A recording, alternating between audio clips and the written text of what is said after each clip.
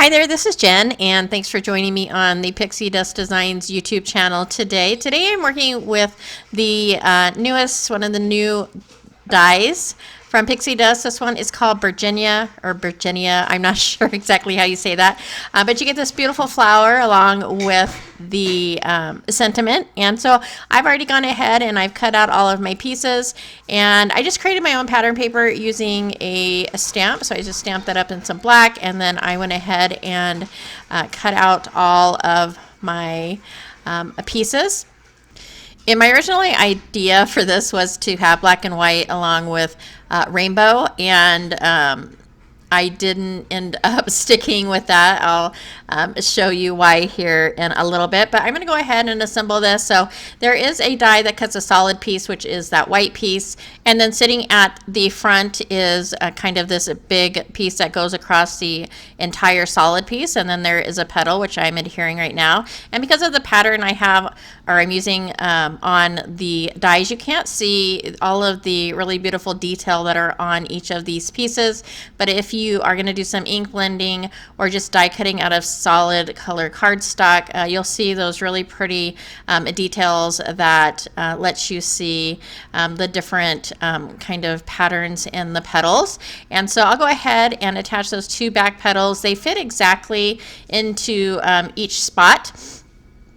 And then I'm going to take the stamen of the flower, and I have made that black, and then the kind of the background portion of that I went ahead and colored with some Copic markers, and again it's in a rainbow, but I end up changing that. And so I'll add a little bit of adhesive and adhere that piece in the middle, and then I'm going to take the front piece and add a little bit of foam to this petal portion, and I'll pop that up. But you can pop everything up on this to give it even more dimension, so those two back petals can be popped up as well. The stem portion, there's the stem, and then there's two leaf portions that I don't know why I added the same pattern. I should have put either a solid black or solid white so you can see that a little bit better, but there are two places you can add those. And I didn't pop these up, but I did add glue just to the portion that's closest to the stem, so that I could pull those up with my hands and give it a little bit of dimension that way. And then I just added a little bit of adhesive to the back of the flower and added that to my stem. And I'll go ahead and set that piece aside for now and work on the background. And so I'm using this stamp, and I tried this first, and so I'm using these Wendy Vicky Make Art inks, and I don't know why I did this, because I did want a rainbow pattern, so I'm not sure why I picked these colors out, but I went ahead and stamped up this background stamp using all of those colors. So I use those 4 colors, and then I'm going to go ahead and stamp my cardstock. I am using some Bristol Smooth cardstock, which is a little bit bigger than what the original card size is going to be. This is just a scrap piece that I had, and so I went ahead and ended up using it. And then I didn't end up just liking that, how it was stamped, and so I am taking all of the inks and putting them on my craft mat, and then I will activate them with some water and do a little bit of ink smushing. And so I'll go ahead and spritz all of those colors. Then I've got my plastic, and I'm just dipping the plastic into the color and then adding it to my background. But ink smushing, you could do it this way. You could take the cardstock and put it directly in the ink that's on the craft mat. But since the inks were so close together, I thought it was easier to get the look I wanted just using the piece of plastic. And so I'm going to go ahead and dip that in each of those colors and add them until I get a look that I like.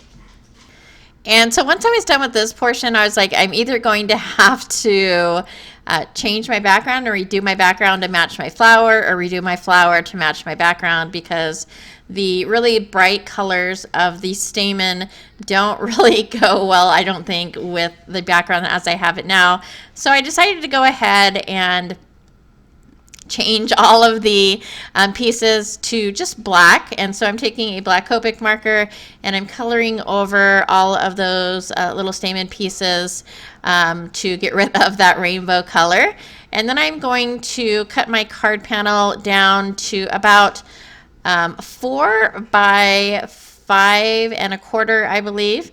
And then I am taking the same stamp that I used already on this, and I've added some ink to it, and I'm just going to basically add the pattern randomly, just kind of like ink smooshing in a way, but stamp smooshing, I don't know. Just so I get a little bit of that pattern in some different spots, but not all over. And then I have taken some white ink and I'm splattering that.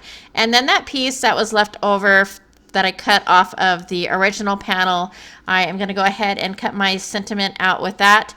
This sentiment does come with this die set. It says follow your heart, but I thought it was a little light and it didn't stand out enough, so I went ahead and I cut it out again using some black cardstock to add as a shadow. And at this point, I wasn't really sure where I wanted to add the sentiment. I am just adding it right here for now. But once I get my flower positioned where I want it to, I'll go ahead and add it. But I did go in with those same inks that I used for the ink smooshing. I wanted this to be a little bit darker than what it was. And so I'm taking those same colors and I'm just going over them with my blending brush. And I wanted to mention while I'm doing this ink blending that this release has 2 different flowers, as well as a really big set of a watering can with some butterflies and some flowers in that. And then also a very cool kind of ocean theme with these cute little characters. And so be on the lookout on the YouTube channel and on the Pixi Dust Designs socials for different projects from the design team. And don't forget to go ahead and subscribe so that you don't miss any of the videos that we put out. And so I went ahead and I finished that ink blending and added some adhesive to the back of my panel and mounted that onto a piece of 4 1/4 by 5 1/2 cardstock. As far as the die cut sentiment, I decided to go ahead and add that to the side of the card just so that it wouldn't be covering any of that beautiful flower. And then for the middle portion of the flower, I took some stickles and added those. And then I added several of those around the card as well. And that's going to finish off this card. I will have some tags on my channel over on YouTube at Jen Lee Cardmaking, and it is going to be doing a little bit of mixed media flowers again as well. If you like this video, I would love a thumbs up. Don't forget to subscribe, and thanks so much for joining me today.